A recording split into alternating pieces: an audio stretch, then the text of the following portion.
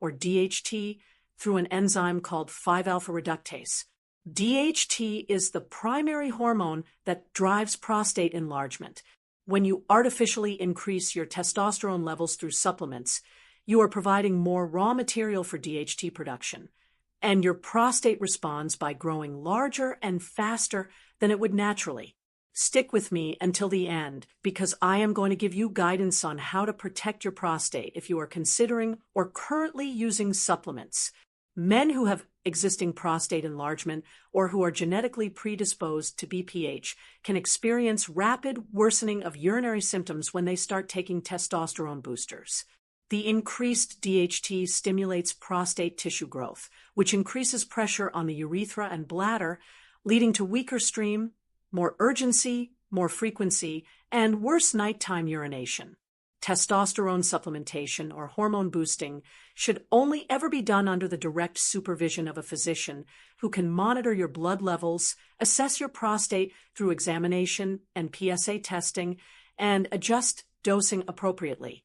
Over-the-counter testosterone boosters are completely unregulated, often contain questionable ingredients, provide unpredictable effects, and give you no ability to monitor what is actually happening to your hormone levels and your prostate. If you genuinely have low testosterone that needs treatment, work with an endocrinologist or urologist who can prescribe appropriate therapy and monitor you safely.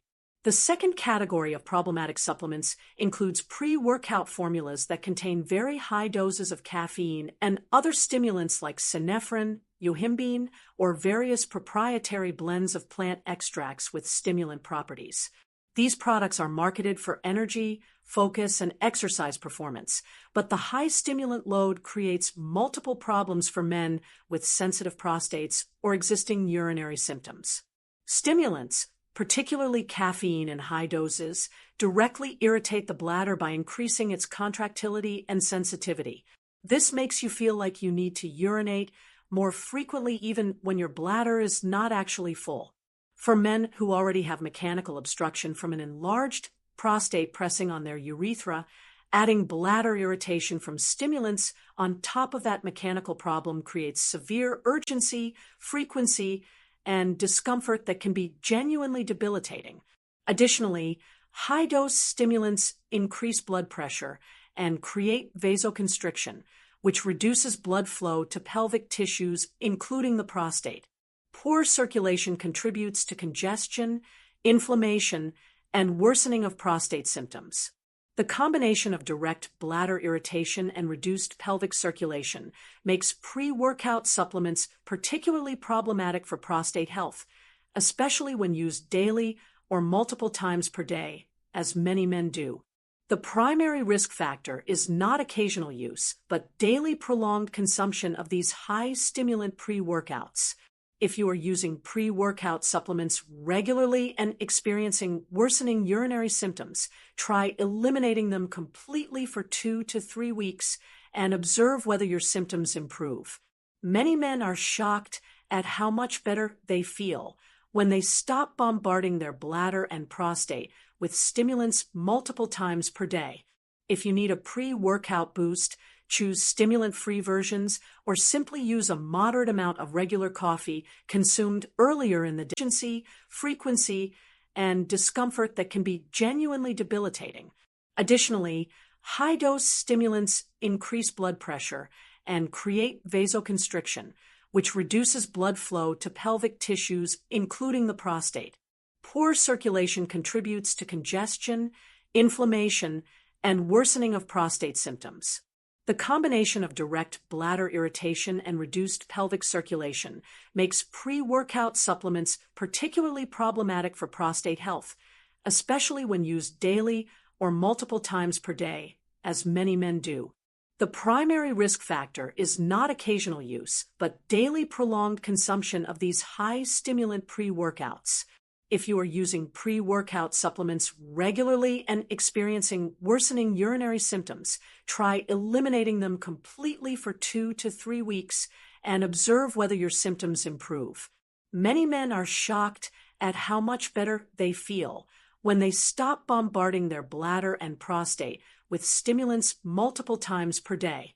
If you need a pre-workout boost, choose stimulant-free versions or simply use a moderate amount of regular coffee consumed earlier in the day. The third supplement that can worsen prostate symptoms, though through a different mechanism than the others, is creatine monohydrate when taken in excessive doses without adequate hydration. Let me be clear that creatine itself does not directly damage the prostate or cause prostate disease. Creatine is one of the most studied and safest supplements available when used appropriately. However, the way many men use creatine can indirectly worsen urinary symptoms in those who already have prostate enlargement. Creatine works by pulling water into muscle cells, which is part of how it enhances performance and muscle fullness. This increased water retention means your body holds more fluid overall, and your kidneys produce more urine to maintain proper fluid balance. For men with benign prostatic hyperplasia who already struggle to empty their bladder completely, this increased urine volume and frequency can significantly worsen symptoms, including urgency, frequency, and especially nighttime urination. The problem is compounded when men take very high doses of creatine, often during loading phases where they consume 20 grams per day or more, without drinking enough water to support the increased fluid demands. This creates a situation where urine becomes concentrated and irritating while volume increases, leading to worse urgency and discomfort. Men who already wake up multiple times per night to urinate often find this becomes unbearable when they start high-dose creatine supplementation. The solution if you want to use creatine is to stick with a moderate maintenance dose of 3 to 5 grams per day, skip the high-dose loading phase, drink plenty of water throughout the day, at least 8 to 10 glasses, and avoid taking creatine in the evening so the fluid retention does not worsen nighttime urination. If you have significant prostate symptoms, discuss creatine use with your doctor before starting it.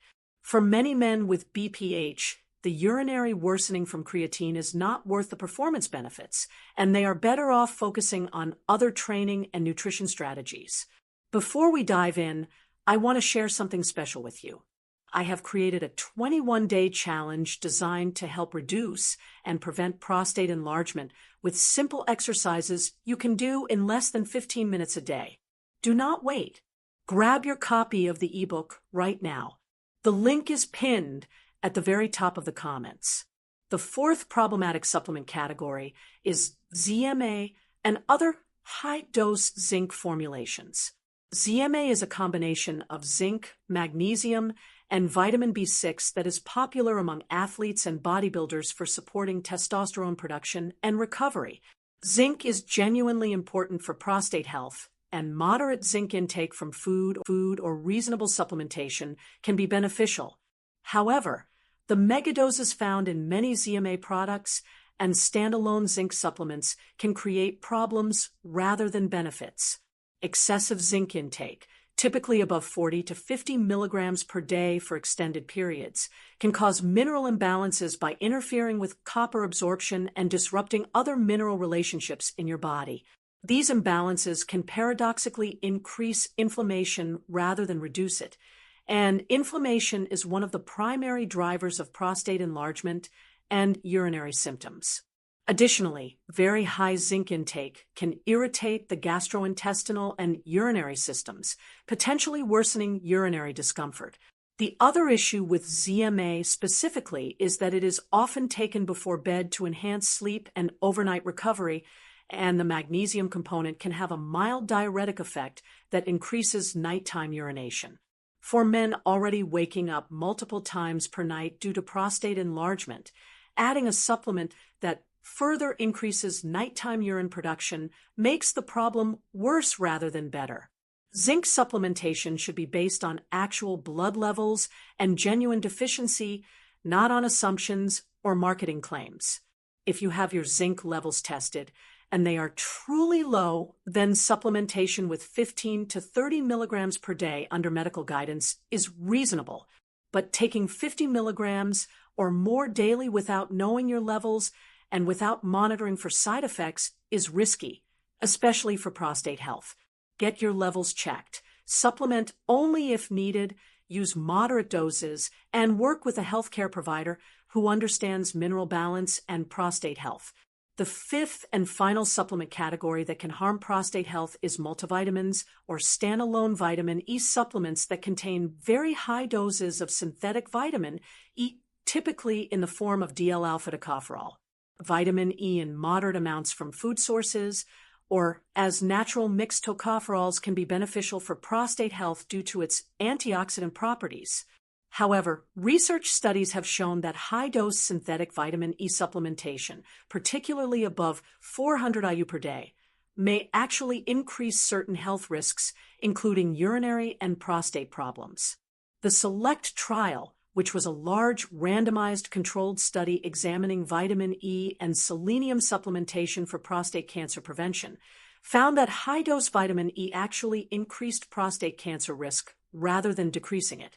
While the mechanisms are not fully understood, it appears that synthetic vitamin E in megadoses may promote rather than prevent cellular problems in prostate tissue. For men with existing benign prostatic hyperplasia, high-dose vitamin E has been associated with increased inflammation and worsening of urinary symptoms in some observational studies.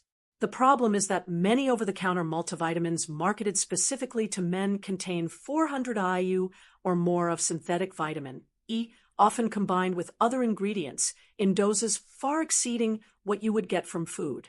Men taking these multivitamins daily for years may be creating chronic low-grade problems in their prostate without realizing the source. The synthetic form of vitamin E, DL-alpha tocopherol, is also less biologically active and more likely to cause problems than the natural mixed tocopherols found in food. If you choose to take a multivitamin, look for one with moderate amounts of natural mixed tocopherol vitamin E, typically 30 to 100 IU, rather than high-dose synthetic forms. Better yet, focus on getting your vitamin E from whole food sources like nuts, seeds, avocado, and olive oil, which provide the vitamin in natural balanced forms along with other beneficial nutrients. Avoid standalone vitamin E supplements unless specifically prescribed by your doctor for a documented deficiency or medical condition.